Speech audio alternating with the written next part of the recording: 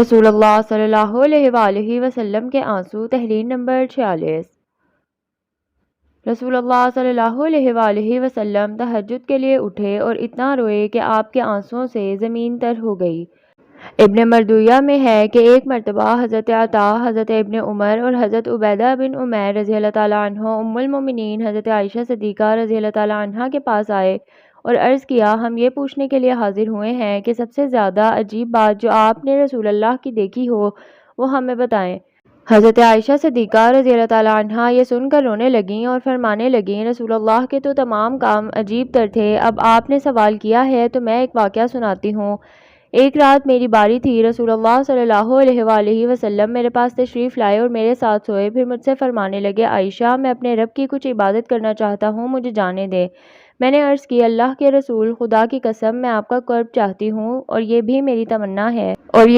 تمنا ہے کہ آپ صلی اللہ علیہ وآلہ وسلم اللہ عز و جل کی عبادت بھی کریں۔ اب آپ اٹھے، مجھ سے پانی لے کر وضو کیا اور نماز کے لیے کھڑے ہو گئے، پھر قیام میں جو رونا شروع کیا، اتنا روئے کہ ریشم مبارک آنسوؤں سے تر بتر ہو گئی، پھر سجدے میں گر گئے، یہاں بھی اتنا روئے کہ آنسوؤں سے زمین تر ہو گئی۔ نماز کے بعد کروٹ کے بل لیٹ کر روتے رہے، یہاں تک کہ بلال رضی اللہ تعالیٰ عنہ آئے اور رسول اللہ کو نماز کے لیے بلایا۔ بلال رضی اللہ تعالیٰ عنہ نے جب رسول اللہ کی آنکھوں میں آنسو دیکھے تو عرض کیا، اے اللہ کے سچے رسول،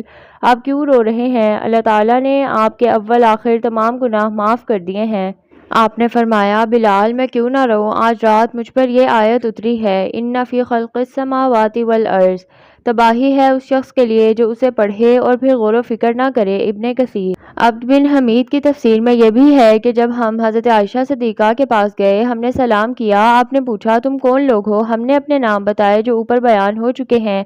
روایت کے آخر میں یہ بھی فرمایا، نماز کے بعد رسول اللہ صلی اللہ علیہ وآلہ وسلم اپنی داہنی کروٹ رخسار کے نیچے ہاتھ رکھ کر لیٹے اور روتے رہے، یہاں تک کہ رسول اللہ کے آنسوؤں سے زمین تر ہو گئی۔ حضرت بلال رضی اللہ تعالیٰ عنہ کے دریافت کرنے پر رسول اللہ صلی اللہ علیہ وآلہ وسلم نے یہ بھی فرمایا، کیا میں شکر گزار بندہ نہ بنوں؟ اور آیت کے نازل ہونے کے بارے میں عذاب النار تک آپ نے تلاوت کی۔ صحیح بخاری شریف کی ایک روایت کے مطابق حضرت ابن عباس فرماتے ہیں کہ رات کے ایک پچھلے پہر میں نے رسول اللہ کو دیکھا، آپ بیدار ہوئے اور آنکھیں ملتے ہوئے اٹھے، پھر آسمان کی طرف نگاہ کر کر یہ آیت پڑھی، ان فی خلق السماوات والارض واختلاف اللیل والنہار لآیات لأولی الالباب الذین یذکرون اللہ قیاما وقعودا وعلی جنوبہم ویتفکرون فی خلق السماوات والارض ربنا ما خلقت هذا باطلا سبحانک فقنا عذاب النار ربنا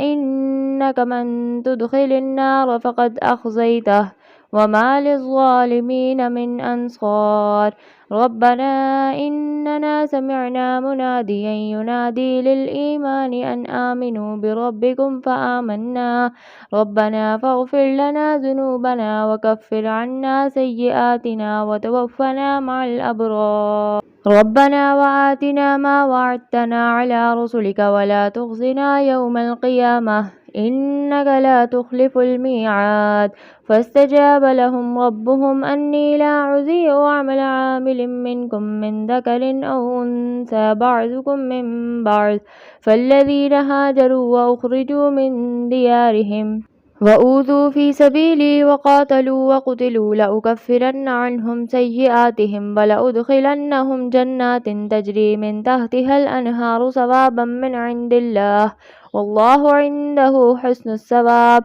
لا يغرنك تقلب الذين كفروا في البلاد متاع قليل ثم مأواهم جهنم وبئس المهاد لكن الذين اتقوا ربهم لهم جنات تجري من تحتها الأنهار خالدين فيها نزلا من عند الله وما عند الله خير للأبرار وإن من أهل الكتاب لمن يؤمن بالله وما أنزل إليكم وما أنزل إليهم خاشعين لله لا يشترون بآيات الله ثمنا قليلا أولئك لهم أجرهم عند ربهم إن الله سريع الحساب يا أيها الذين آمنوا اصبروا وصابروا ورابطوا واتقوا الله لعلكم تفلحون۔